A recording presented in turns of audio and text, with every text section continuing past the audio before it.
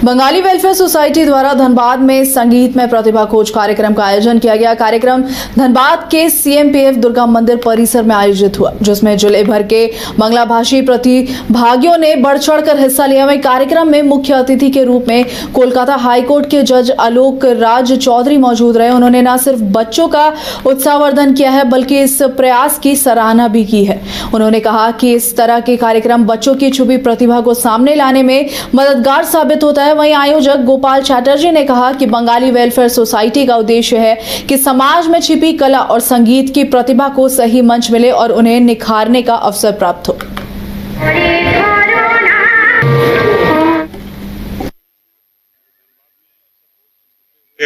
कलाकार हैं जो लाइमलाइट में नहीं आ पाते हैं, तो उनको बढ़ते हुए जितना कलाकार है उनको एक प्रोत्साहित करने के लिए हम लोग बीच बीच में ऐसा संगीत प्रतियोगिता का आयोजन करते हैं। जैसे हम लोग फाइन आर्ट्स का करते हैं, उसी तरह से संगीत का भी करते हैं, ताकि ये जो संस्कृति है ये बच्चे लोगों में और जागरूकता फैलाए और ये कार्य।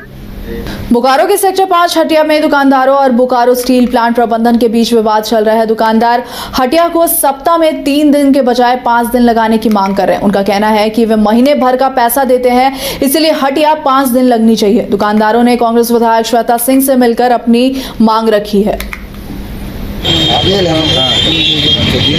मामला यही है सर, सबसे पहला मामला है सर के हम लोग सेक्टर 5 हटिया में दुकान लगाते हैं। सेक्टर 4 रोज हटिया लगता है, बूंदी बाग रोज लगती है, सेक्टर 9 हटिया रोज लगती है वैशाली मोड़ के पास, और लक्ष्मी मार्केट रोज लगती है। उन लोग से सेल प्रबंधन को कोई आपत्ति नहीं है। और जो हम लोग गरीब गुरबा आदमी है सेक्टर 5 हटिया में रोज लगाते हैं, रोज उठाते हैं, रोज चले जाते हैं। इसके बाद कल हम लोग गए थे मैडम लोग के पास 2-3 दिन पहले, वो बोली कि मछली वाला लगाएगा, फल वाला लगाएगा, और हमारी माता बने लगी श्वेता मैडम के पास। पहला दिन गए तो बोले कि 5 दिन लगाइए, ठीक है। उसके बाद बोला गया कि दूसरा दिन बोले कि फिर आइए आप लोग, दुकान बंद कर दीजिए आज। फिर शुक्रवार को दुकान बंद की, हम लोग गए तो उस दिन बोले कि ठीक है फल वाला लगाइए 5 दिन, महिला लोग लगाएगी 5 दिन, इधर सब्जी वाला सब मछली वाला भी लगाएगा और सब्जी वाला कोई नहीं लगाएगा, 3 दिन लगाएगा वो लोग। श्वेता मैडम बोली, हम लोग मान गए।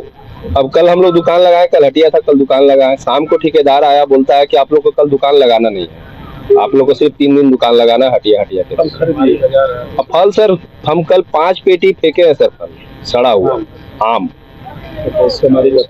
सोमवारी का मार्केट है, आज के लिए भी माल रखा हुआ है, और वो भी हमारा लगता है कि कल आधा सड़ जाएगा। कि ये प्लॉट का जो है टेंडर हुआ है LRA के जगह पर, ठीक है, जिसमें जो है बाजार को जो है स्वच्छ रखना है, बाजार को साफ सुथरा रखना है, क्योंकि ये जो है पूरा रेसिडेंशियल एरिया है, बैंकिंग एरिया है, जिसमें सारा समिति के द्वारा टीए के द्वारा इस बाजार को जो है 3 दिन का मैनेजमेंट ने अलाउ किया, जिसमें CGM साहब, GM साहब और महाप्रबंधक उप प्रबंधक जो है 3 दिन के लिए ये अलाउ किया गया है।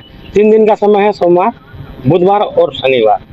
बाकी दुकानदार को जो है, जैसे कि मान लीजिए कि जो यहाँ पर प्लेट है, प्लेट में बैठेंगे लोग, नीचे जो प्लेट में अटेगा लोग, बाकी जो होंगे नीचे लोग बैठेंगे लोग। इसमें सारा विधि व्यवस्था साथ में 3 दिन के लिए ये प्लॉट का आवंटन किया गया है। उसके लिए एक सेवा शुल्क है। धनबाद में Indian bank employees union Jharkhand की जनरल बॉडी की मीटिंग हुई है। आम सभा में प्रांतीय अध्यक्ष YP सिंह, महासचिव शशिकांत भारती, कोषाध्यक्ष अजय कुमार डे मुख्य अतिथि के रूप में शामिल हुए। इस आम सभा में 4 श्रम कानूनों पर चर्चा की गई। वहीं इस चर्चा में यूनियन ने इन कानून के विभिन्न पहलुओं पर विचार विमर्श किया और उनके संभावित प्रभावों पर बात की है। गवर्नमेंट सेक्टर के क्योंकि आज के डेट में गवर्नमेंट जो है सो प्राइवेटाइजेशन करना चाह रही है, पब्लिक सेक्टर बैंक के कैरेक्टर स्ट्रक्चर ओनरशिप को बदलना चाह रही है। तो इसीलिए हम लोग 56वां दिवस कल फाउंडेशन डे मना रहे थे, और हम लोगों ने वृक्षारोपण किया है कल धनबाद जिला के अंदर में। इसके साथ ही आज हम लोग यहाँ पर जनरल बॉडी मीटिंग कर रहे हैं इसी फाउंडेशन डे को बनाते हुए। और यह जो देश के अंदर में सरकारें हैं, यह जन विरोधी कार्यक्रम लेके चल रही हैं, यह श्रम विरोधी भी कार्यक्रम लेके चल रही हैं। जिस तरह से 2646 जो ट्रेड यूनियन एक्ट के अंदर में कानून थे, उनको 4 कोर्ट्स के अंदर में कोडिफाई किया गया, जो श्रम विरोधी है। 1926 से जो श्रम कानून चल रहे थे, जो प्रोग्रेसिव थे, उसके बावजूद इतने दिनों के अंदर केवल 7% ही वर्कर्स देश के अंदर में ऑर्गेनाइज सेक्टर में आ पाए। यानी इसको और भी प्रोग्रेसिव बना के और आगे ले जाना था, ताकि 100% ऑफ द श्रम जो है सो प्रोटेक्टेड हो सके। लेकिन अब सबसे बड़ी आपदा है कि अब सरकार ने उन श्रम कानूनों को बदल के कोडिफाई किया है 4 कोड्स में जो श्रम विरोधी हैं। यानी कि अब 100% वर्कर्स जो है अनऑर्गेनाइज सेक्टर में जाएंगे, क्योंकि आज के डेट में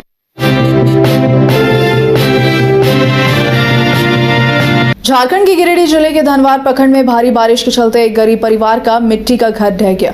अरखांगो पंचायत के ढाकोसारन गांव में रहने वाले मोहम्मद इम्तियाज घटना के वक्त घर से बाहर थे, जिससे उनकी जान बच गई है। वहीं टोटो चलाकर परिवार चलाने वाले इम्तियाज ने प्रशासन से मदद और पक्का आवास देने की मांग भी की है।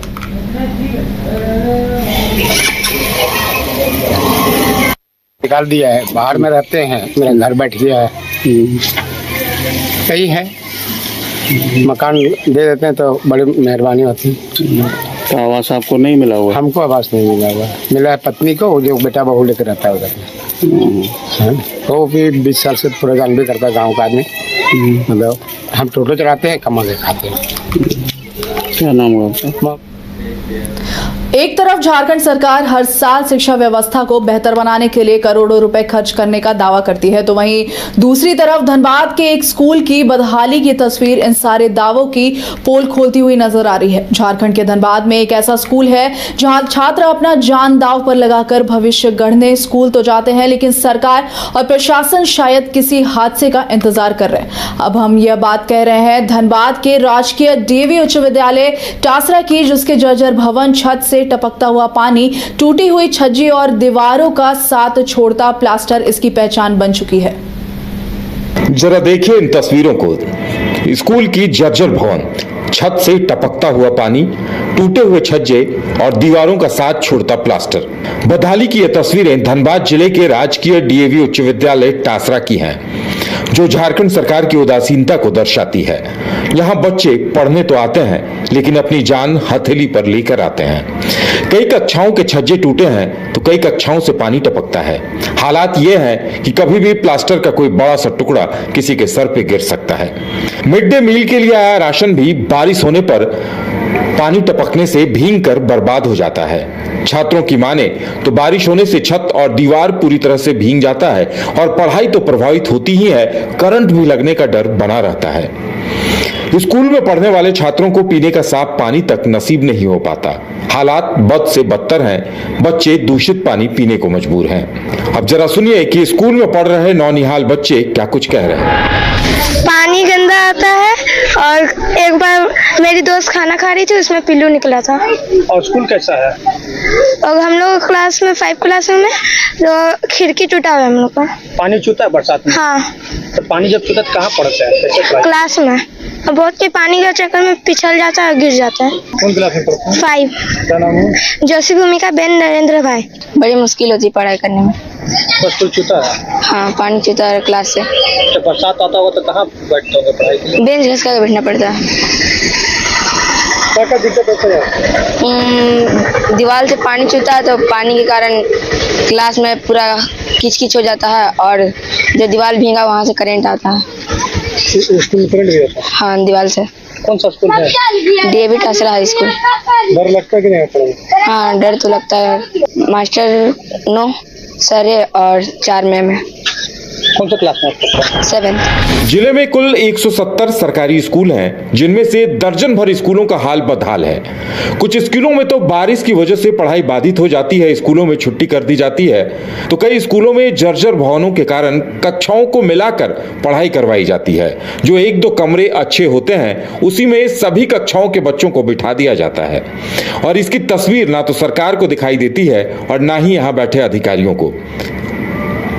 हालांकि पूछे जाने पर धनबाद उपायुक्त भी सिस्टम को दुरुस्त करने की बात करते हैं, लेकिन ऐसा लगता है कि अधिकारी और सरकार यहां होने वाले हादसों का इंतजार कर रहे हैं। ऐसे विद्यालय जिनके बारे में हम लोग को सूचना प्राप्त हो रही है, उनको प्राथमिकता के तौर पे और अन्य सभी विद्यालय जिनमें इस तरह की समस्या है उन सभी का हम लोग लिस्टिंग कर रहे हैं। और सभी विद्यालयों में अगर आप देखेंगे कि जो स्थिति है उसका एक तो कारण है बिल्डिंग की गुणवत्ता जैसी भी हो, जब भी बनी हो, पर मूल कारण जो मुझे लगता है वो रखरखाव नहीं होने की वजह से भी होता है। सरकारी भवनों का जो स्थिति खराब होता है, इसीलिए हम लोगों ने एक स्ट्रेटजी अपनाई है जिसमें विद्यालयों को अपने विद्यालय का असेसमेंट खुद करना है, नो कॉस्ट लो कॉस्ट में, और फिर जो विद्यालय अच्छा प्रदर्शन कर रहे हैं उनको हम लोग जो है हाई कॉस्ट में जो भी उनको बिल्डिंग की आवश्यकता है उसको सुदृढ़ीकरण करना है। शिक्षकों को जो मदद करनी है उनके बैठने को लेके, उनको पढ़ाने को लेके, बच्चों को जो मदद करनी है उनकी सुविधाओं को लेकर, उस पर हम लोग कार्य कर रहे हैं। बहरहाल पढ़ेगा इंडिया तभी तो बढ़ेगा इंडिया का नारा बखूबी चल रहा,